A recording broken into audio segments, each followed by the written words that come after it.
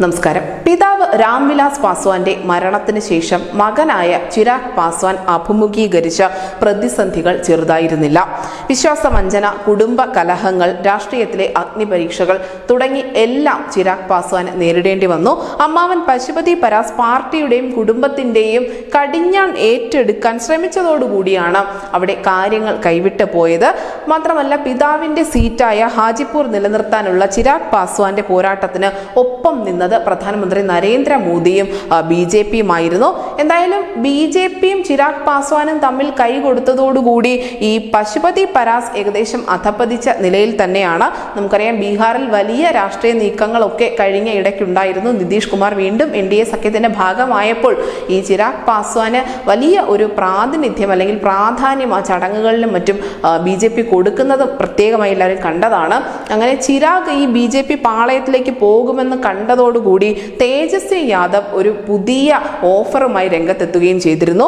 മഹാസഖ്യത്തിലേക്ക് ചിരാഗ് പാസ്വാനെ ക്ഷണിച്ചുകൊണ്ടാണ് ഈ INDA മുന്നണി രംഗത്ത് വന്നത്. അവർ 7 സീറ്റുകൾ വരെ ചിരാഗ് പാസ്വാന്റെ പാർട്ടിക്ക് നൽകും എന്നുകൂടി പറഞ്ഞിരുന്നു. പക്ഷേ ചിരാഗ് പാസ്വാൻ പണ്ട് തനിക്കൊപ്പം നിന്ന നരേന്ദ്രമോദിക്കും അമിത്ഷായ്ക്കും ഒപ്പം തന്നെയാണ് ഈ നിമിഷം വരെയും അടിയുറച്ച് നിന്നിട്ടുള്ളത്. നമുക്കറിയാം, ചിരാഗ് പാസ്വാൻ നടത്തിയ ചില പ്രതികരണങ്ങളുണ്ട്. നരേന്ദ്രമോദി തനിക്ക് പിതാവിന് തുല്യമാണ്, അദ്ദേഹമാണ് പ്രതിസന്ധികളിൽ തന്റെ ഒപ്പം നിന്നത് തുടങ്ങിയ പ്രതികരണങ്ങളൊക്കെ ചിരാഗ് പാസ്വാന്റെ ഭാഗത്തു നിന്നും ഉണ്ടായിരുന്നു. മാത്രമല്ല, ഈ ചിരാഗ് പാസ്വാനും മോദിയും തമ്മിലുള്ള ഒരു വ്യക്തിബന്ധവും വളരെ മനോഹരമായ ഒന്ന് തന്നെയാണ്. അതേപ്പറ്റിയും ദേശീയ മാധ്യമങ്ങൾ ഇടയ്ക്കിടെ റിപ്പോർട്ടുകളും മറ്റും നൽകാറുണ്ട്. അങ്ങനെ അമിത്ഷാ അന്ന് പറഞ്ഞത്, നിങ്ങൾ കാത്തിരിക്കൂ, നിങ്ങൾക്കും നിങ്ങളുടെ പാർട്ടിക്കും തീർച്ചയായും ഒരു വിജയിക്കുന്ന ദിവസം ഉണ്ടാവുമെന്ന് അമിത്ഷാ പറഞ്ഞ വാക്കുകൾ ലോക്സഭാ തെരഞ്ഞെടുപ്പ് അടുക്കുമ്പോൾ യാഥാർത്ഥ്യമാവുകയാണ്.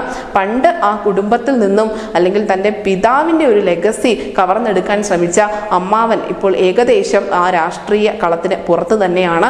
ഇപ്പോൾ അവിടെ നിറഞ്ഞു നിൽക്കുന്നത് ചിരാഗ് പാസ്വാൻ തന്നെയാണ്. ഒരു യുവ നേതാവായിട്ട് പോലും അദ്ദേഹത്തിന് പിന്നിൽ അണിനിരക്കുന്നത് ലക്ഷക്കണക്കിന് ആളുകളാണ്. അതിനോടൊപ്പം തന്നെ പശുപതി പാരസിന്റെ ഒപ്പം ഉണ്ടായിരുന്ന ചില നേതാക്കളും ഇപ്പോൾ ചിരാഗ് പാസ്വാന്റെ ഒപ്പം തന്നെയുണ്ട്.